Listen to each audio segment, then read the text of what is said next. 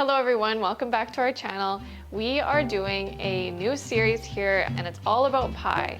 We learned so much about pie and pie dough throughout the years of baking. I remember as a teenager making pie and like fighting with that pie dough and it would be crumbling in my hands. It was the most frustrating experience ever.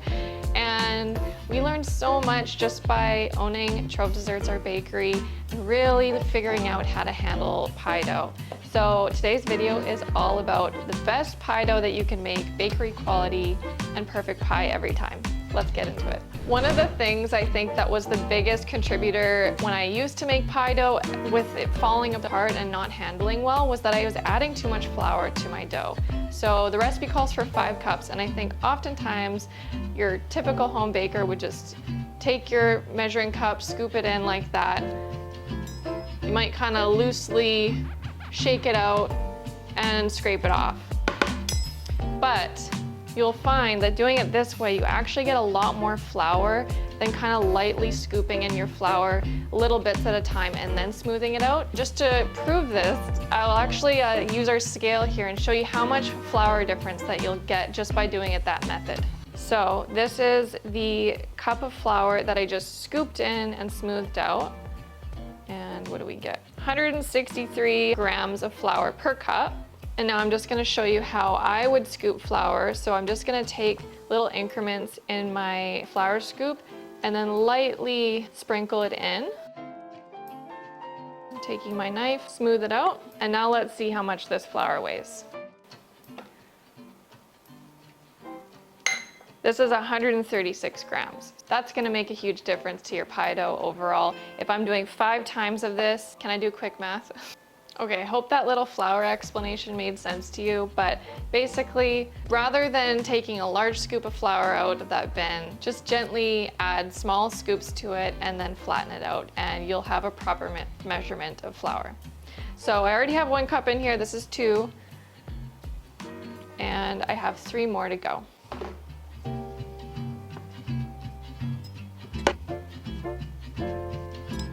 Okay, that's 4. I have to say it out loud to myself because if I don't, I lose track and then I have to dump all this flour back into the bin and start all over again. Okay, 5 cups of flour. I'm just gonna add a teaspoon of salt to this flour mixture. For this all butter pie crust recipe, I am using unsalted butter. If you are using salted butter, then split the salt in half. I would recommend using no more than half a teaspoon of salt. Just gonna give that a quick whisk before I move on to cutting our butter. There we go. I am using, like I said, unsalted butter for this, and I'm using the whole brick. It's 2 cups. I also just want to mention that you'll definitely want to make sure that your butter just came out of the fridge. It needs to be very firm and cold before you start mixing it in with your flour here. It just ensures that you'll have nice flaky buttery pastry, buttery flaky crust. Okay, so a lot of recipes will grate the butter. You can do that. I find grating butter to be an absolute nightmare and I really hate doing it. So I'm just cubing it up into small chunks here, basically 1/2 inch cubes. Okay, so we've got this all chopped up into nice little cubes. I'm just gonna add this into my flour mixture here, like that. So before I handle the butter and flour mixture quite yet, I'm just going to mix up our egg, vinegar, and water mixture. So it's just adding 1 egg, teaspoon of vinegar. I'm just gonna take a fork and give that a little whisk. And now using very cold water, I'm just going to fill the measuring cup up to reach 1 cup. There we go, 1 cup of liquid here. Okay, so now I'm just gonna get into mixing all this together. I find hand mixing to be the way to go. You just are able to really clump up the butter and kind of break it apart as needed. So I'm actually just gonna throw on some gloves here because I have eczema and things like this can irritate my skin. Before I add any liquids to this, I'm just gonna start by crumbling my butter in with the flour, and you're gonna want it to be quite crumbly in texture. You're still gonna wanna see some chunks of butter. So here's kind of what I'm looking for. The flour is clumpy. I still have some larger chunks of butter, and honestly I don't mind that because I find it really lends itself to making a nice flaky pie crust, which is exactly what we want. So I hope you're kind of seeing the texture here. So now I'm just gonna add in my egg, vinegar, water mixture. And again, I'm just gonna mix this by hand until it's combined. I want it to be the shaggier dough because it'll just make that buttery pie crust so much better. Basically, this is enough for it to stick together now, but it's still like a lot of texture, if you can see here.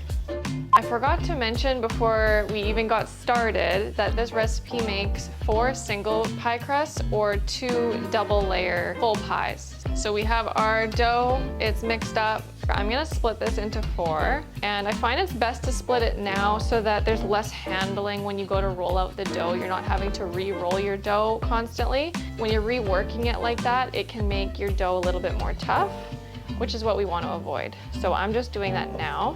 So I have basically 4 equal-ish size portions here. And now taking my plastic wrap, I'm just going to portion these out and wrap them up very well. I like to flatten it a little bit so that it's kind of a disc shape and it makes the rolling out that much easier.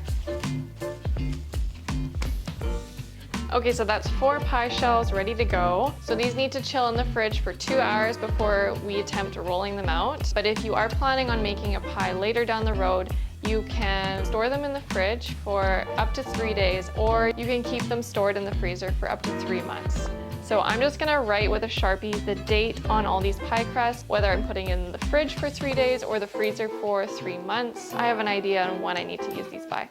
Okay, thanks so much for watching. I'm gonna go pop these into the fridge right now so that I can get on with making our pie. Don't forget to hit that bell so that you get notified when we come out with our next video in this series, which is gonna be all about rolling out this pie dough and making that perfect pie.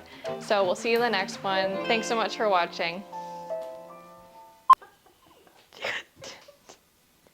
Do I need to say this all again?